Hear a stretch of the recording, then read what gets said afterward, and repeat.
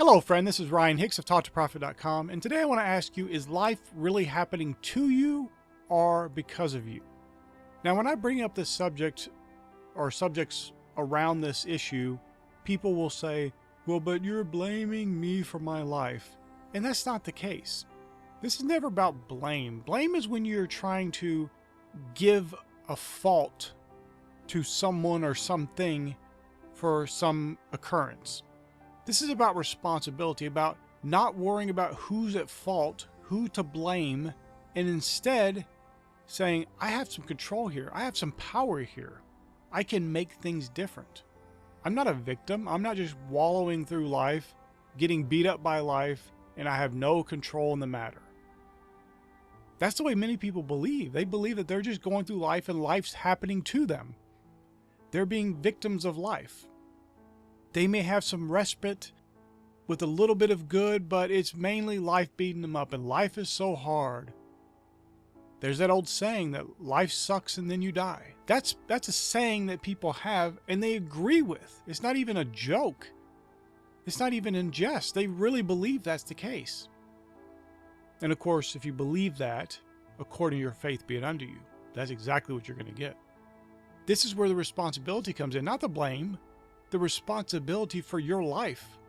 Proverbs chapter 4 verse 23 says, and it's so powerful if you can get this in your heart, burn this into your heart, and then live from this, it'll change your life. And it says this, keep thy heart with all diligence, for out of it are the issues of life.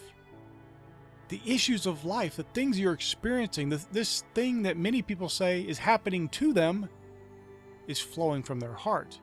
But how many people are keeping their heart with all diligence? How many people are letting the world's media, the news, the video games, the movies, the music, all the filth of the world drag them down? They're letting it in their heart. They have no guard against it. And then they wonder why their life is exhibiting the mediocrity of the world, the negativity of the world, the drama of the world. But they haven't kept their heart with all diligence. And whether you keep your heart or you don't, whether you protect your heart and you guard it, and you're on guard against letting things in that you don't want, the issues of life that you're experiencing are coming from your heart. And this can be a hard thing for people to accept sometimes because it can feel easier, very temporarily, to blame life on God or the devil or your neighbor or your boss or the world or the government or whoever. Someone external to you, someone outside of you being responsible for your life. And yet that keeps you powerless. Now we know as Christians that this is the victory overcomes the world, even our faith. We can overcome. We are overcomers. You have to be an overcomer. But as long as you're going through life believing that life's just happening to you, that you're just a victim of life, that everybody else is responsible for your life, you're not overcoming. And I'm going to tell you something that is going to sound controversial, but it's easier to overcome than it is to fail. And I know that's going to be hard for people to hear. Well, you don't understand. I tried this and it failed, and I did this and it... I'm talking about over a long period of time, long term, as you're sowing seed, as you're doing the right things, as you kept your heart with all diligence, it is easier to overcome. It's easier to succeed. It's easier to not fail. The only reason failure and misery and suffering and all these things seem so easy is because that is what people have accepted. That is what their faith is set for. They 100% believe in that. That is their doctrines of faith. That life is hard, life is miserable, life is all suffering, and then you die. That's their belief. And it's no shock that that's what they experience in life because that is what their faith is geared toward. And whether good or bad, negative or positive, awful or great, you are going to get what you believe for. This is why it's so deadly to believe the world's way of thinking, to believe that life is just suffering and misery and then you die. Because when you believe that way, when you think that way, when that is your mindset and your faith is geared for that and only focused on those negative beliefs, that is what your life is going to get. That is the issues of life that you are going to experience. And that is not what you want. Many people never snap out of this because they've never even seen anyone do anything different. They got their grandparents, their parents, their uncles and aunts, and every relative and everyone they know, their friends, the people at their school. Everybody's in the same indoctrination camp, so to speak. They're all believing for negativity. Even the ones that are positive still are drowning in negativity. But you have to rise up above that. You can blame everybody else because everybody else is believing the same thing. Everybody else is negative. So that's somehow why you have to be negative. But at some point, you as a man or a woman of God need to stand up, follow Philippians 4:8. Think about things of good report. Think about things that are lovely. Think about things that are true. Think about things that are just. Think about things that are positive.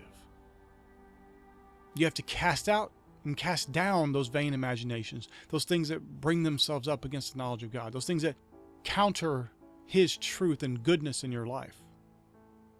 If there's anything that's telling you that God's not good, anything that's telling you that maybe God's will isn't good for your life, you have to cast that down and reject it immediately.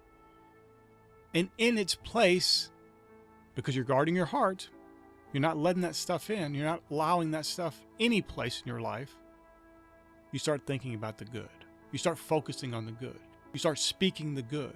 You start believing the good. You start talking the good.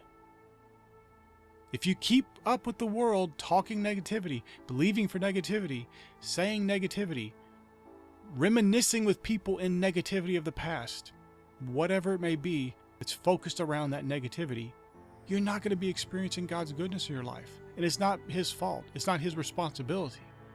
You're the one He's given the power to. You're the one He's given the authority and the responsibility for your life. You're not responsible for other people's lives. You may say, well, what about my kids? Yes, you're responsible for them to a certain extent until they get to an age where they can start taking some responsibility for themselves. But in the end, whether you have kids or don't have kids, the main person that you are responsible for is yourself. Because you can't make other people enjoy life. You can't make other people live a good life. You could try to help, and of course you should. You should never be weary in well-doing, and you should try to do good and bless people as much as you can, but you can't control the thoughts of their heart. You can't control whether they accept that as goodness. You could give somebody $1 million and they would find reasons to complain about it.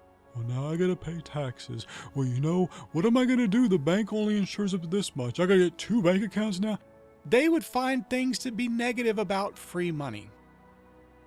So you don't want to wallow around in the world's way of thinking and their negativity and their drama and their constant search for the bad in life, the negative in life. Because you search around, you look around enough, you try to find it and experience it enough, you believe for it enough, you're going to get it, whether good or bad. This is why I want you to focus on the good. This is why I want you to keep your heart with all diligence. This is why I want you to understand that life is happening because of you. And that's not blame. That's responsibility. That's power. You are empowered to live the life you want to live. You can go back to the old way of living. You can blame the world, you can blame the government, you can blame God, you can blame the devil, you can blame whoever it is for your life being the way it is. Or you could say, you know what? Maybe there were these things going on that I don't think that I really had any control over, but from this day forward, I take control of my life. From this day forward, I guard my heart. From this day forward, I focus only on the good. From this day forward, I am going to experience God's goodness at every step of my life. And when you do that and you stay consistent with it, this isn't just a one-time thing and then you go back to thinking negativity, you're going to get more negativity. But you keep focusing on the good. You keep speaking the good. You keep believing for the good. My friend, you're going to experience the good. And your life will never be the same again. You will be walking in that abundance, that faith, that love, that peace, that joy, that righteousness in the Holy Ghost. My friend, I pray this is a blessing for you. May God bless you richly.